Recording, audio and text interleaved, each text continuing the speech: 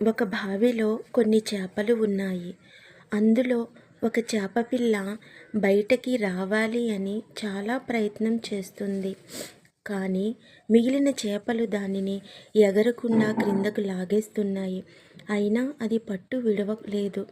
అది ఒక లక్ష్యంగా పెట్టుకుంది.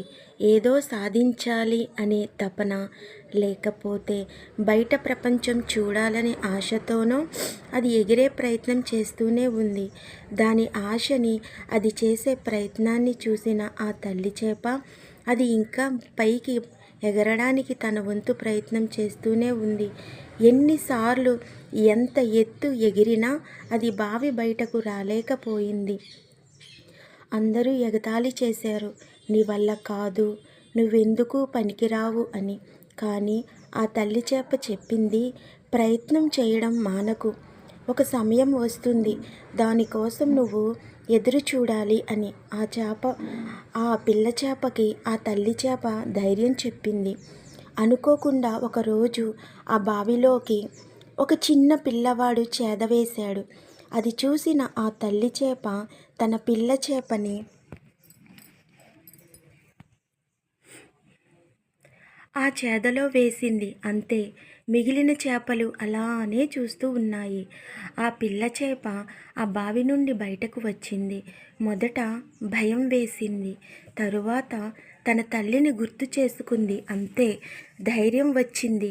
అక్కడే ఉన్న కొలనులో కొన్నాళ్ళు ఉంది.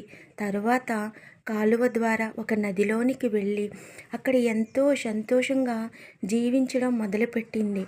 తను ప్రయత్నం చెయ్యకపోతే అక్కడే ఆ బావిలో ఉండిపోయేది. ఆ తల్లి చేప కూడా తన పిల్ల చేప అక్కడే బావిలో ఉండిపోవాలి అనుకుంటే జీవితాంతం అది అక్కడే ఆ బురద నీటిలో ఉండేది. కానీ ఆ తల్లి చేప అలా ఆలోచించలేదు.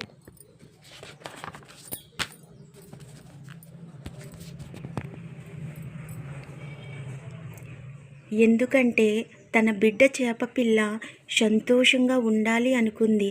ఆ తల్లి చేప తన చేప పిల్లకి చెప్పింది, దేవుడిపై నమ్మకం ఉంచు, అలాగే ధైర్యంగా ఉండు అని. అందుకే ఆ చేప పిల్ల తన గమ్యానికి చేరుకుంది. ఆ చేప పిల్ల చాలా అలసిపోయింది. కానీ దాని తల్లి చేప ఎక్కడ దానికి ఓడిపోతాను అనే ఆలోచన రానివ్వలేదు. ధైర్యంతో ముందుకు నెట్టింది. పైకి ఎగరమని ప్రోత్సహించింది ఆ తల్లి చేప.